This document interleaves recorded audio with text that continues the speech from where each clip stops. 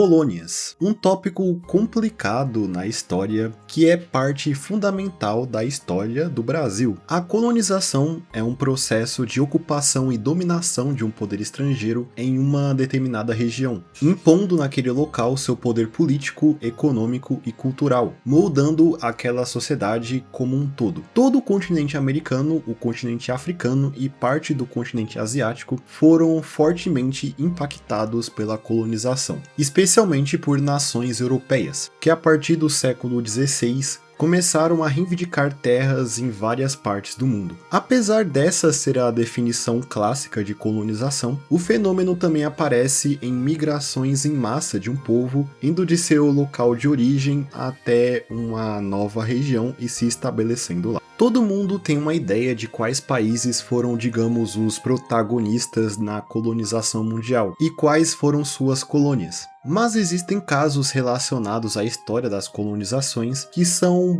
bem obscuros e pouco comentados. Existiram colônias de países que você nunca imaginaria que fizeram parte dessa, digamos, corrida, criando anomalias curiosas na história da geopolítica. Para esse vídeo, inclusive, eu me inspirei em um iceberg que eu encontrei lá no Reddit sobre esse tema, que eu deixarei na descrição do vídeo. Então, sabendo disso, eu acredito que seria interessante comentar no vídeo de hoje sobre algumas colônias estranhas e obscuras da história.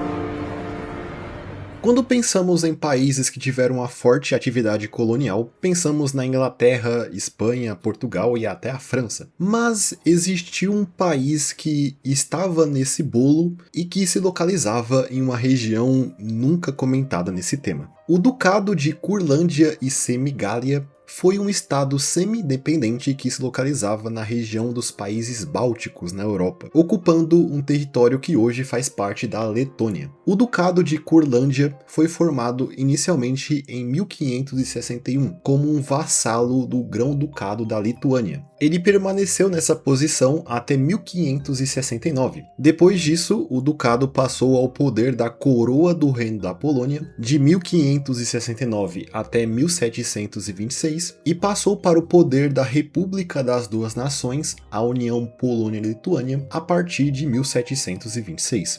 O fim do ducado veio apenas em 24 de outubro de 1795, quando toda a região foi anexada pelo Império Russo durante a Terceira Partilha da Polônia. Mesmo que esse ducado se localizasse em parte da atual Letônia, durante a sua existência ele era governado por uma elite alemã, com os letões, ou os nativos da região, sendo apenas camponeses dentro do ducado. Apesar de ter sido um pequeno ducado no leste da Europa e nunca ter sido de fato independente, Curlândia possuía suas próprias colônias na África e no Caribe. Isso se deu ainda perto da fundação do ducado, durante o século XVII, quando Curlândia era governada pelo duque Jacob Kettler, que ficou conhecido por suas políticas que desenvolveram muito a economia do ducado e iniciou suas ambições coloniais. Motivados em desenvolver o comércio do ducado, eles construíram em 1651 postos em ilhas no leste africano, próximo ao rio Gâmbia, que fazem parte do país Gâmbia hoje em dia. Nessa região eles construíram 3 fortes, o Forte Jacob, o Forte Bayona e o Forte Dillifree, dominando as ilhas de St. Andrews, que hoje se chama Ilha Kunta Kinte,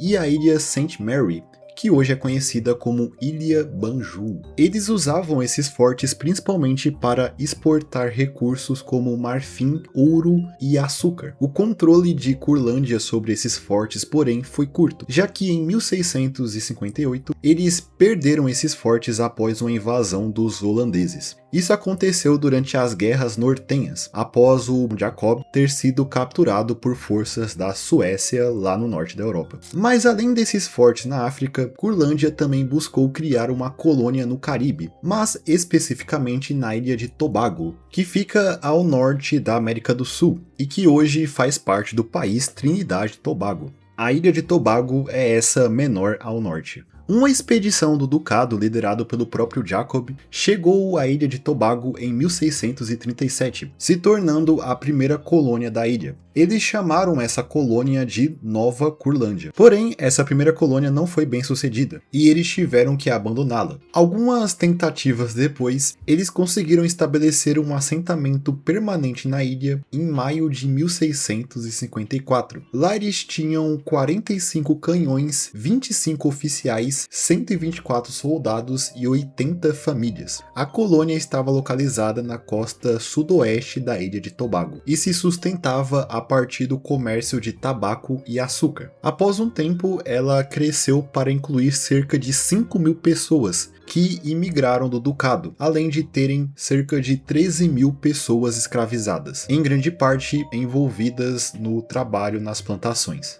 No entanto, a colônia foi cercada por reivindicações rivais, vindas da Holanda e da Espanha. Com isso, Tobago foi tomada pelos holandeses em 1659, mas Curlândia conseguiu recuperar a ilha um tempo depois, mas não conseguiu consolidar a colônia, com ela sendo finalmente abandonada em 1666. Após isso, chegou ao fim as ambições coloniais do Ducado de Curlândia e Semigália, que se tornou um dos países mais curiosos que participaram da corrida colonial.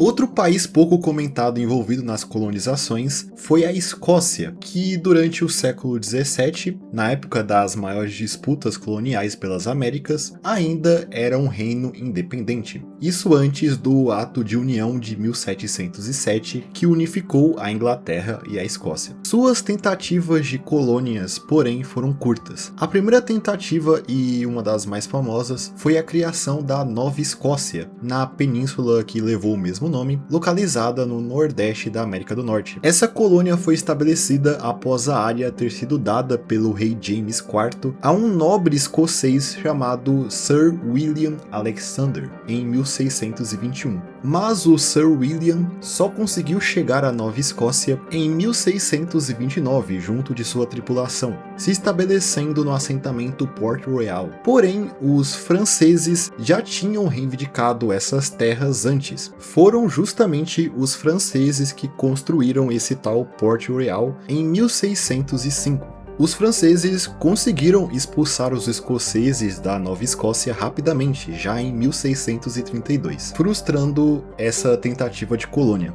Atualmente, essa região ainda se chama Nova Escócia e é uma das províncias do Canadá. Mas com certeza o caso mais relevante e interessante sobre a colonização escocesa das Américas foi a chamada Darien Scheme, uma tentativa de criar uma colônia escocesa e alto posto comercial no Istmo do Panamá, a região que hoje faz parte do Panamá que separa o Oceano Atlântico do Pacífico. Os escoceses, já no século XVII, queriam controlar uma região que ligasse os dois oceanos e criar lá uma rota comercial que transformaria a Escócia em uma potência econômica. Isso séculos antes da criação do Canal do Panamá, que criou um canal artificial que liga o Oceano Atlântico e o Pacífico. Antes da criação do Canal do Panamá, nessa época, para cruzar de um oceano para o outro, as embarcações precisavam cruzar o Cabo Horn, no extremo sul da América do Sul, o que era uma viagem longa e bastante perigosa.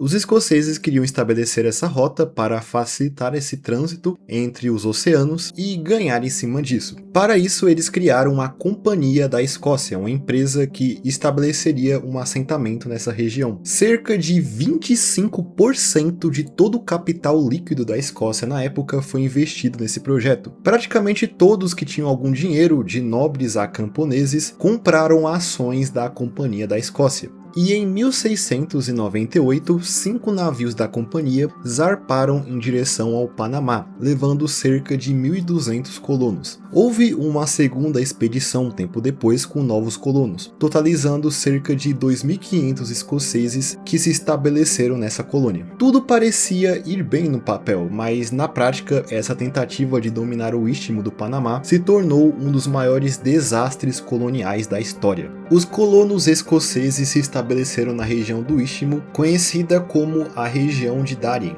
uma região que até hoje é bem inóspita, que é coberta por densas florestas e pântanos. Lá os colonos sofriam com muitos mosquitos que transmitiam malária e febre amarela, que fizeram muitos deles falecerem, além deles sofrerem de falta de alimentos e água, causada principalmente pela infertilidade do solo da região. E também essa região do Istmo do Panamá já tinha nessa época uma forte presença espanhola, que não queria esses escoceses controlando terras que eles reivindicavam. Com isso, os espanhóis pressionavam a colônia a atacando e fazendo cercos na região. A tentativa de colonizar a região do Istmo do Panamá foi abandonada por completo em 1700, se tornando um fracasso total. Pouquíssimos colonos escoceses conseguiram voltar para casa, com a grande maioria morrendo. O fracasso da colônia também fez a Escócia quase entrar em falência, afinal, 1/4 das riquezas do reino foram usadas nessa expedição. Com isso, com o país quebrado, a Inglaterra viu uma oportunidade de levar vantagem e se ofereceu para pagar as dívidas escocesas, o que ajudou no processo de unificação dos dois reinos, que aconteceu oficialmente em 1707, formando finalmente o Reino Unido da Grã-Bretanha.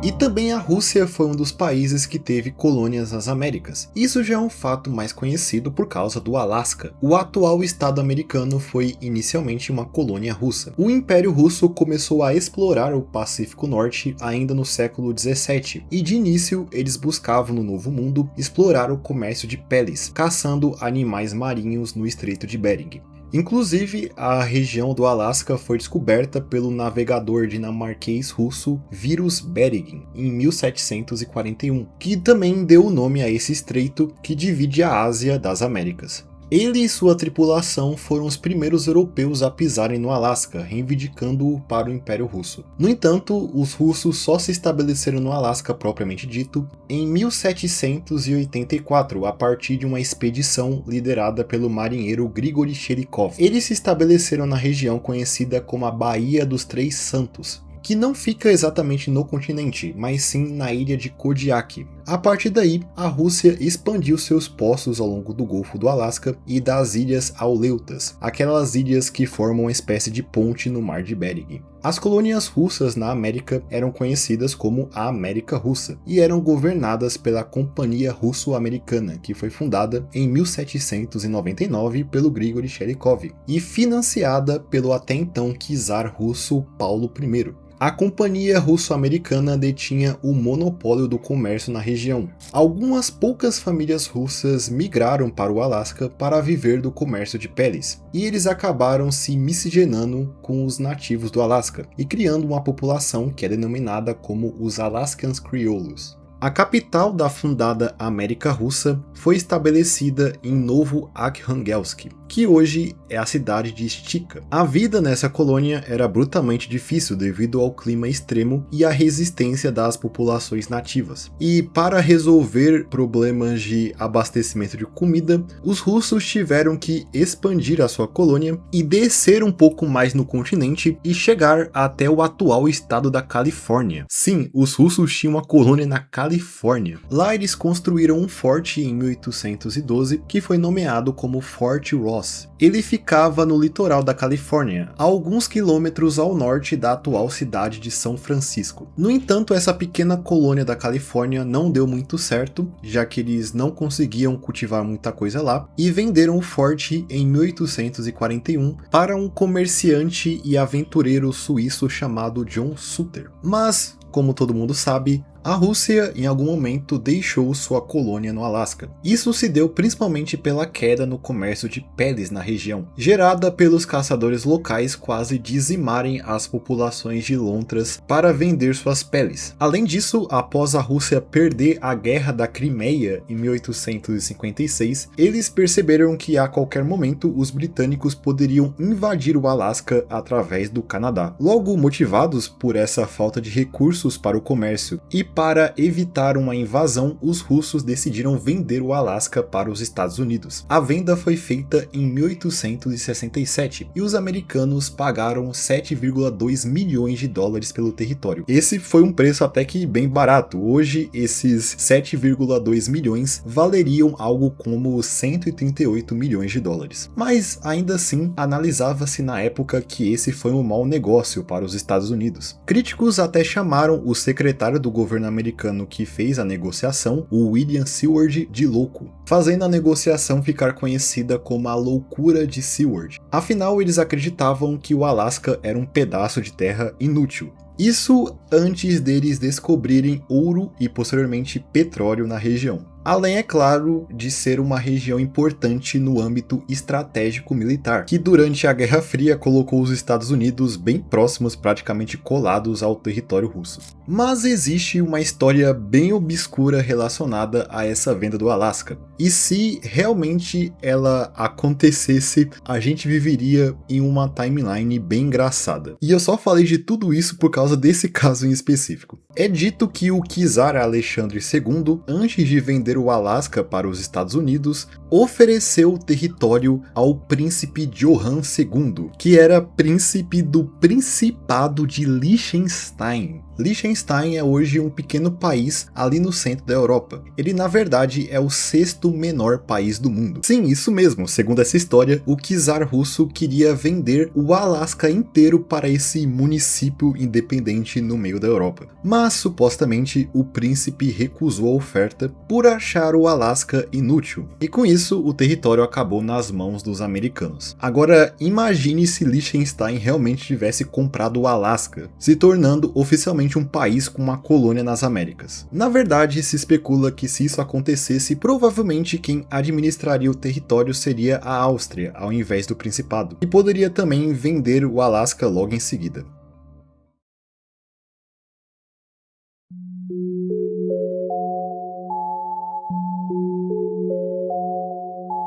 Agora, saindo das Américas e indo para a Ásia, a Índia foi um país que foi fortemente impactado pela colonização, especialmente dos britânicos, que criaram lá o Raj britânico. Mas alguns países bem diferentes já tiveram presença lá. A Dinamarca, por exemplo, estabeleceu uma série de fábricas e fortes na costa leste do subcontinente indiano a partir de 1620. Esses postos serviam principalmente para auxiliar o comércio dinamarquês na região e também auxiliar missões religiosas. Temos, por exemplo, os antigos postos de Tranquebar e Serampore, que hoje são cidades lá na Índia que ainda carregam essa herança da colônia dinamarquesa. Inclusive, por boa parte da existência desses postos, a Dinamarca estava com uma união com a Noruega. Os dois eram meio que um país só. Essa união durou até 1814, mas com a ascensão britânica, essas possessões perderam importância estratégica. Logo, a Dinamarca acabou vendendo seus territórios indianos ao Império Britânico em 1845. E uma das colônias mais obscuras de uma nação europeia na Ásia, com certeza é uma colônia da Croácia na Índia, se você não ouviu errado. Na verdade, não era exatamente a Croácia, já que nessa época o conceito de Croácia não existia ainda, e parte do território que é hoje o país moderno era controlado pela República de Ragusa, que controlavam a parte litorânea da atual Croácia. Em 1530, mercadores e navegadores de Ragusa atracaram na região de Goa, na Índia, que fica no litoral oeste e na época era controlada pelos portugueses. Esses mercadores se estabeleceram na aldeia de Gandaulim, onde eles fundaram uma colônia chamada São Brás, que foi nomeada em homenagem a um santo da Igreja Católica, o São Brás de Sebastião, que é o padroeiro da cidade de Ragusa. Essa cidade ainda existe lá na Croácia, mas se chama Dubrovnik hoje em dia. A colônia atingiu seu auge ainda nessa década, com relatos dizendo que moravam lá até 12 mil residentes que saíram de Ragusa para ir viver nessa região. O declínio de São Brás ocorreu após o terremoto de 1667, que devastou criando a cidade de Ragusa, e por consequências econômicas fez o assentamento em Gondolin deixar de existir. No entanto, essa pequena aldeia, que tem cerca de 300 habitantes apenas, ainda carrega algumas heranças desse período. Seu ponto de interesse mais relevante está relacionado a esse passado, sendo uma igreja construída em homenagem a São Brás. Com isso, Gondolin também é um ponto turístico que atrai principalmente viajantes croatas para verem esse pedaço curioso da história do seu país.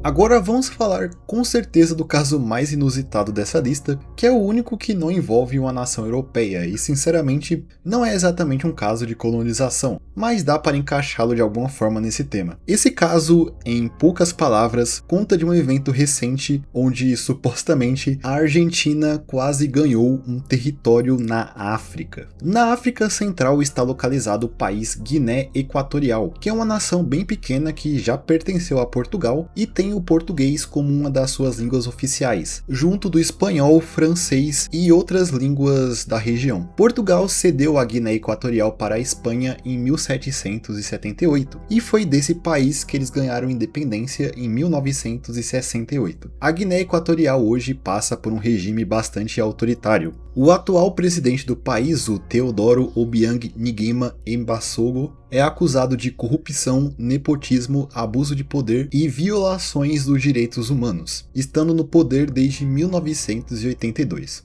Tá, mas o que a Argentina tem a ver com a Guiné Equatorial? Bem, uma das ilhas que é parte do território da Guiné Equatorial é a ilha Annobon, que é a ilha mais ao sul do território, que também constitui a menor província do país. A ilha Annobon é um dos territórios onde o português é bastante falado, pelo menos a variação do português de lá. Inclusive o nome da ilha vem do português, do termo Annobon. Devido ao isolamento geográfico dessa ilha do resto do país e às violações de direitos humanos causados pelo governo guiné-equatoriano, surgiu um movimento separatista na ilha chamado Ambo-Legadu. O movimento surgiu em 2022 e é liderado por 2 nativos da ilha exilados na Espanha. Um deles se chama Orlando Cartagena Lagar, que se autoproclamou o primeiro-ministro da ilha de Annobon. Eles criaram até uma bandeira própria para o movimento, que é essa que vocês estão vendo. Os seus líderes afirmam que a ilha é usada pelo governo central como um grande depósito de lixo desde os anos 80, além dos habitantes não terem acesso a serviços básicos como comida e hospitais. Algum tempo depois que esse movimento foi criado, bem recentemente, em maio de 2025, pessoas ligadas ao Ambo-Legadu fizeram uma petição para que a ilha se tornasse um estado associado da Argentina. Sim, isso mesmo. Parece que eles queriam se unir de alguma forma com a Argentina, falando até de uma possível anexação para tornar Annobon uma província da Argentina, que não tem nenhuma ligação histórica direta com essa região, além dos 2 países compartilharem a língua espanhola e o passado colonial com a Espanha. Existe também a ideia que é levantada pelo movimento que diz que a ilha de Annobon já fez parte do vice-reino do Rio da Prata, um vice-reino estabelecido pela Espanha em 1776 na região sul da América do Sul para proteger seus territórios nas Américas dos britânicos e dos portugueses. Esse vice-reino governava todo o atual território da Argentina, Uruguai, Paraguai e Bolívia, e até partes do atual sul do Brasil, em regiões que fazem parte hoje do Rio Grande do Sul e de Santa Catarina.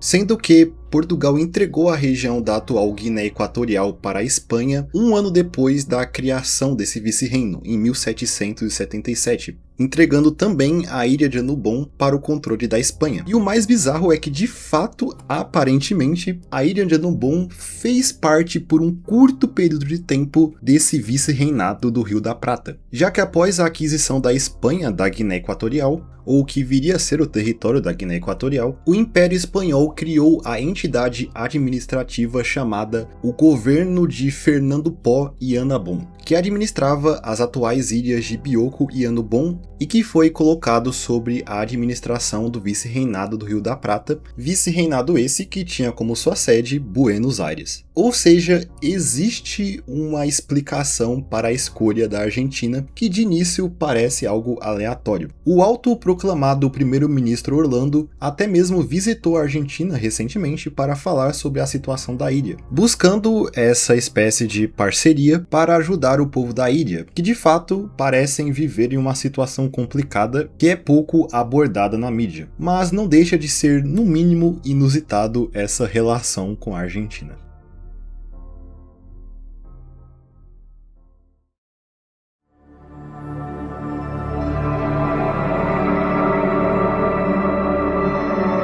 Então eu acho que é isso, essas foram algumas colônias ou tentativas de colônias curiosas que podemos encontrar na história. Eu espero que vocês tenham gostado do vídeo. Se sim, não se esqueça de deixar o seu like e se inscrever no canal para mais vídeos como esse no futuro. E no mais é isso, eu espero todos vocês em um próximo vídeo. Até mais.